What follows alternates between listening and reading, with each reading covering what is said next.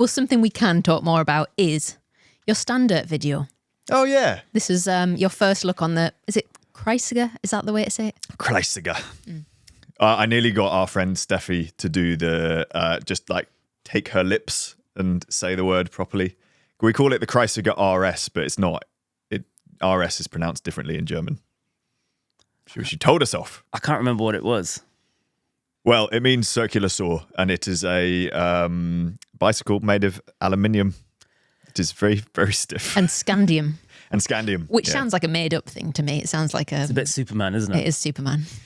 Yeah, they mix some elements into the aluminium. Well, they're all alloys, aren't they? But this one in particular is a fancy one, which costs a little bit more, and the bottom bracket is oversized, and it was just very, very stiff. And honestly, a great bike to ride. I think I want one. Do I get the impression that you guys were almost hesitant to want to like it? Because of it has like, some people might not have heard of it, but I think if you're on Instagram, it's a very like Instagram cool bike, isn't it? The word you're looking for is hipster. Yeah, it's hipster, which I don't mind. I think it's cool. I buy into all of this. Tell me something's cool and I'll think it's cool. It is a cool bike. But I think what I'm not a huge fan of is that you are paying a premium for cool, and I don't think you are getting a better bike for that premium. And the bit for me, actually, I think is actually a deal breaker is the head tube welds not being finished very nicely. Would you look at that every time you rode it and thought, why haven't they sanded them down and smoothed them out? Because there's cheaper bikes, and Masakan's a great example of it. We've done a video on their bike. It's £1,000 cheaper for the frame set, and the finish on that bike is better than the Standert one. Also, that the first iteration of the Canyon you guys tried. Oh, that was fantastic. it was so smooth it just looked like carbon. Yeah. It looked like a carbon bike. No, that was the Canyon. The original Endurace, not the new one. It. And then they lowered the price, and then they made the wells less pretty, I would say, but justified because the price was less. But yeah, I'm okay with that because the bike was it was a good value, whereas this Standert is £2,000. Yeah, it's a lot of money. Yeah, for the frame set.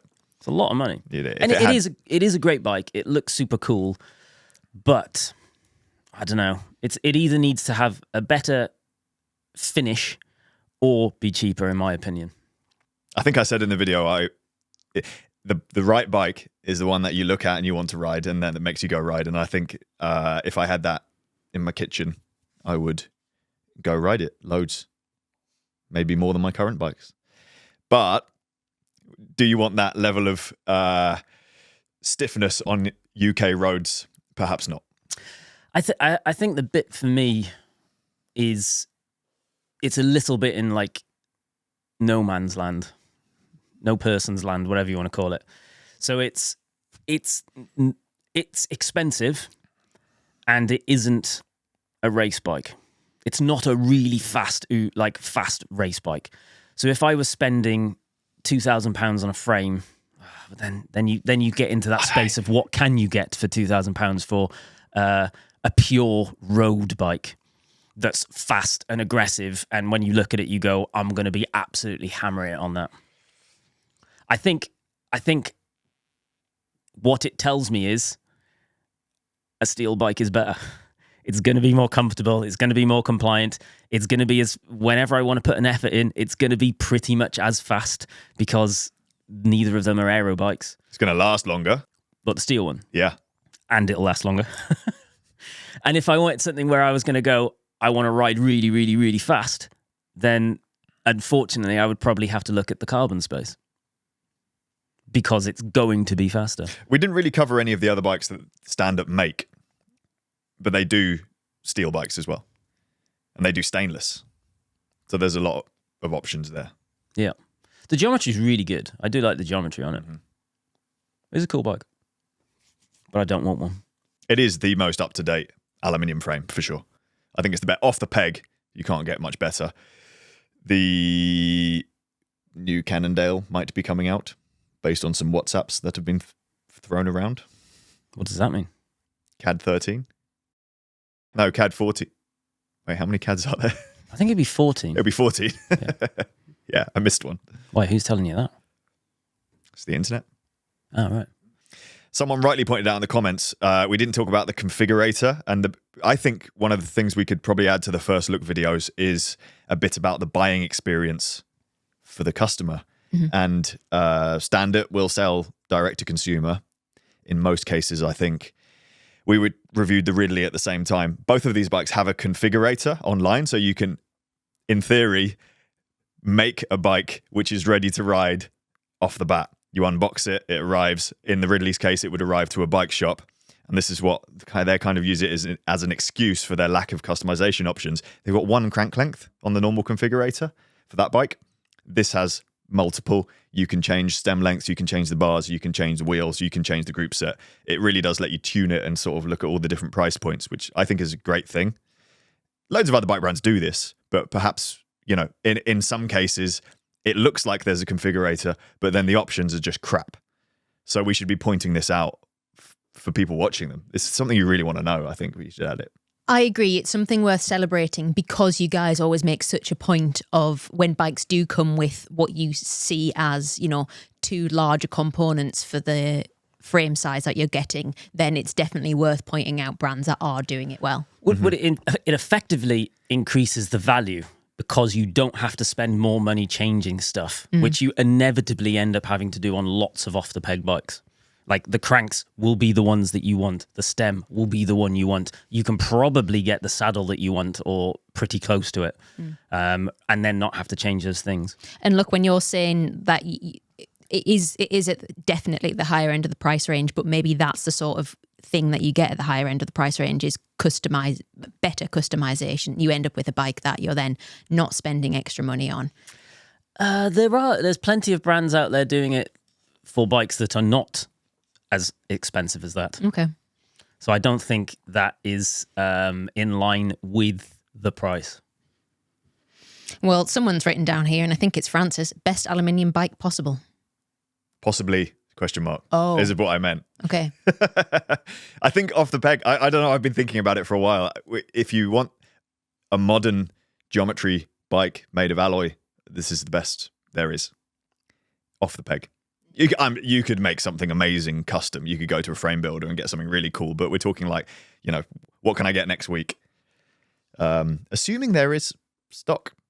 Another thing we didn't talk about, and there is history of Standert maybe purposefully not having that much stock of bikes. It's the scarcity thing, isn't it? Like it's a tool they use in their marketing, but it has pretty much been the industry for the last sort of 4 years, though. Everyone seems to be struggling with stock. Yeah, I'm sure that's coming to an end now, but so it might be that has just been a product of the last few years. I know I keep bringing them up, but and you do the point that you made of that bike being available in stock does negate the point I'm about to make. But I still can't get over the fact that I can get a really good alloy bike from Masakan with custom geometry. I think that it takes them 6 weeks or 8 weeks or whatever it is.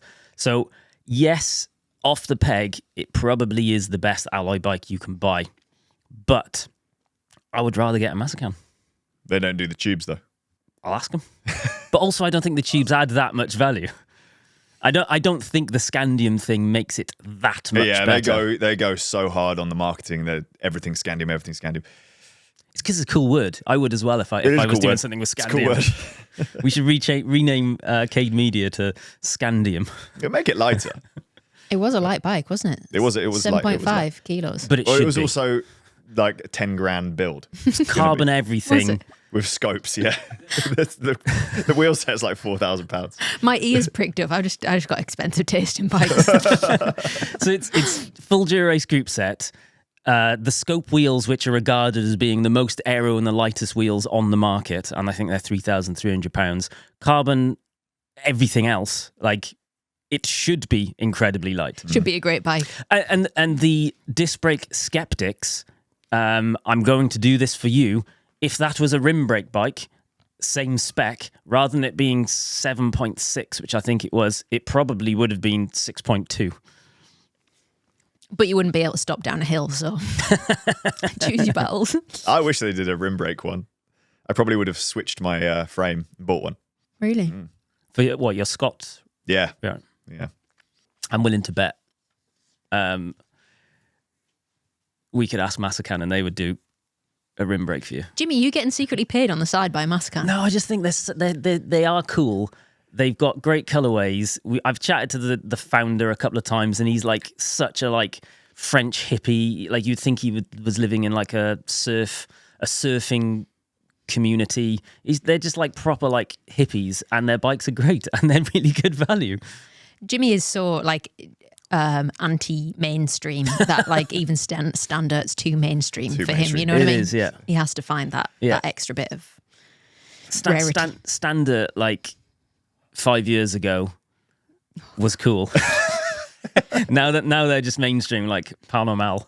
This is like when we go back to London and he's like, Shoreditch isn't the same, man. I remember when I lived in Shoreditch and it was not like this. And To be fair, Hackney Wick has changed a lot. Yeah.